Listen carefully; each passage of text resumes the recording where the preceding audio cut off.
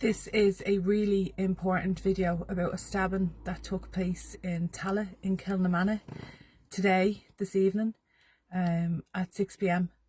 that I took care of the victim, and I think it is really important that everybody knows the truth of what happened. So it was at the roundabout at Parkhill Heights in Kilnamanagh, where you go through the gap to get out to the Lewis there over at Kingswood. And I was driving over to my mother-in-law, and I saw maybe 30 teenage young fellas at the roundabout, 3 or 4 cars parked up, maybe 5 or 6 adults and one particular woman, all shouting.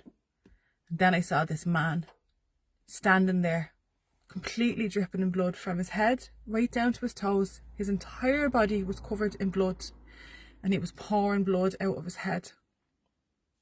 So I pulled over my car and I got out. And I said to the woman who was shouting at everybody, what the fuck's going on? And she says, he's after been assaulted, he's after been attacked, pointing at the man. So at that point, I just told everybody to get away. And I said to the man, he said, please help me, please save me. So I brought him over to where my car was parked, which was about 10 foot away from where I had found him. And I just told him, come on over here, I'm going to help you. We're going to phone you an ambulance. I'm going to get the police. Blah, blah, blah, blah. So the young fellas, the teenagers, all kind of 30 of them, kind of dispersed off into Kilnamanagh Green there. There was 2 other fellas, they were in their 20s, they had a car, they pulled over, kind of blocking them, and they were helping me.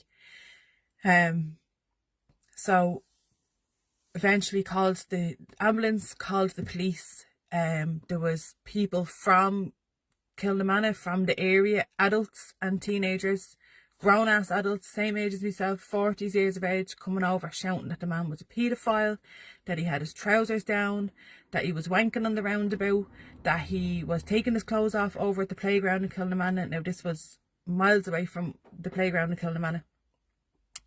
And that was why what had happened to him, okay? So I had been sitting with this man for about 10-15 minutes. And I knew that that man had not done that. And you can say, how the fuck did you know that? Maybe he did, maybe he did. I knew straight away that that man had not done that. But I later went on to find out that he in fact had not done that. And what is really going on where we live at 6 o'clock in broad daylight in our areas. There is a gang that is going around, and they're children. They're fucking children. They're 15, 16 years of age. He was able to tell me about 10 of them attacked him. Between the police, myself and the ambulance, we concluded that they obviously had some sort of blade between their knuckles, because they completely gashed his whole forehead open, and then they gashed him over here as well.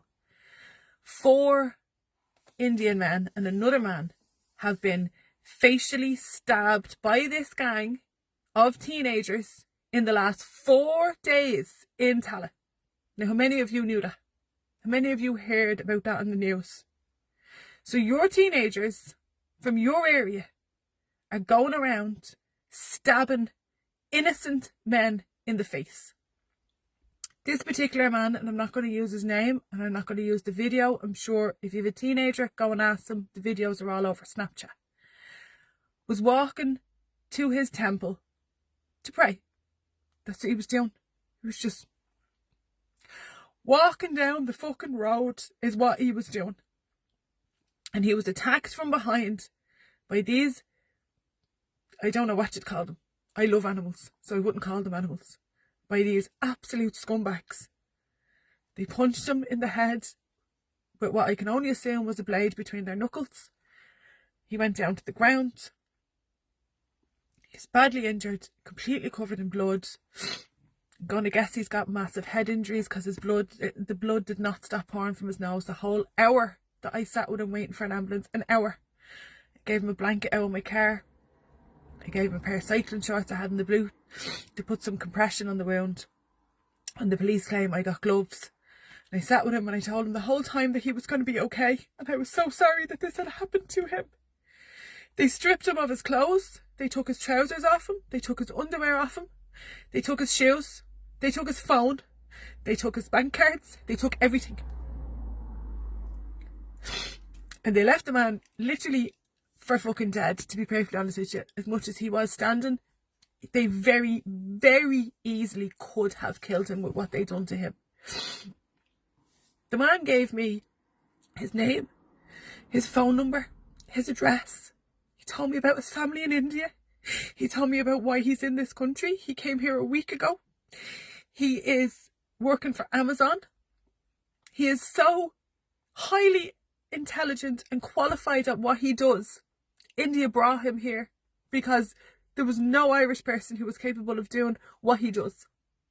He went to one of the most prestigious colleges in India and has one of the highest qualifications in his field. He has a little 11-month-old baby at home and a wife. He was so extremely polite to me the whole time. All he could say was thank you, thank you, thank you. He was so embarrassed.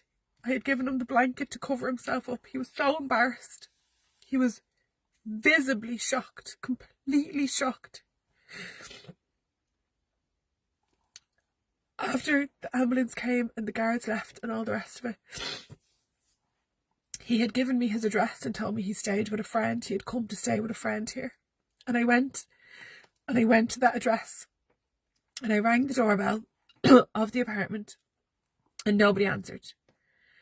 And then with that, this little girl came out of the underground car park and was going into the apartments. And I said to her, do you know number such and such? And she said, yeah, that's where I live. And I went, do you have a friend who stays with you called such and such? And she said, yeah, that's my dad's friend. And I said, who's at home? And she said, my mum, my dad, and her sibling. And she brought me up to her apartment. And I had to break this horrific news to these.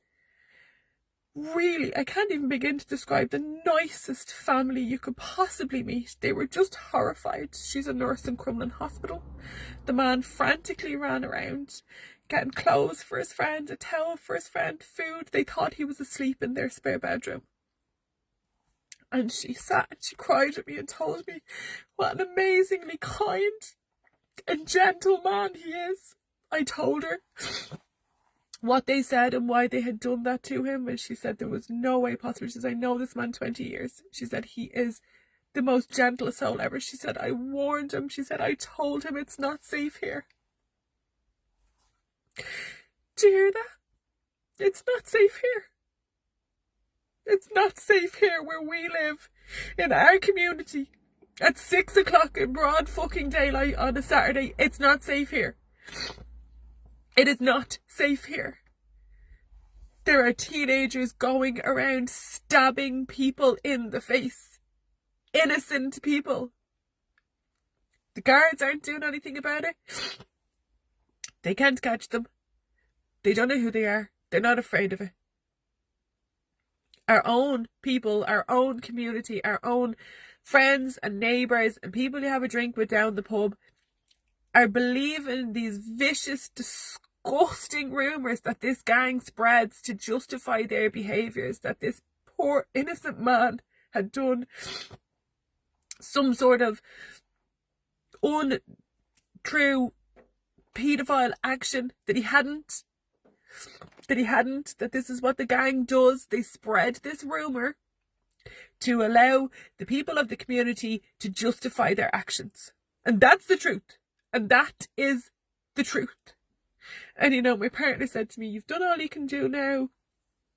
You know, it's up to his family to take care of him. Like, you know, it's none of our business. And that's what's fucking wrong. Because it is our business. Because my father-in-law walks past exactly where it happened every single day of the week. Every single day of the week he walks there. What if he had been there when that happened? What if one of our own had been there? Who is our own? Who is our own? What do you have to be to qualify? Are we all just these scumbags who go around stabbing people? Is that the community that we're from? Is that who we represent? Are we all white? Are we all Catholic? Like, who are we to make these judgments? To allow these teenagers to destroy innocent people's lives on our streets at 6 o'clock in the evening. It's not safe. But it's not safe because of people who aren't from this country. It's safe because it's unsafe because of our own. Because of our own. It is our own who are stabbing people in the face on a Saturday at 6 o'clock while women walk by with their shopping bags. And it is our own who are spreading completely fucking stupid rumours. The rumours that these and then there's a video on Facebook. No, there's no video. Show me the video. Show me the video. Go to the Garda station with the video. There's no video. There's always a video. But that's part of what this gang does, spreading the rumour. Oh, there's a video, there's a video, there's a video. Do you think that if there was a video, that the person with the video wouldn't have been standing there waiting for the Garda car, saying, here you go, there's what that person did? There's no video. There's no justification. There's no reason. But it has to be fucking stopped. It has to be. Because I have kids. And I have family. And I have people I love in this area.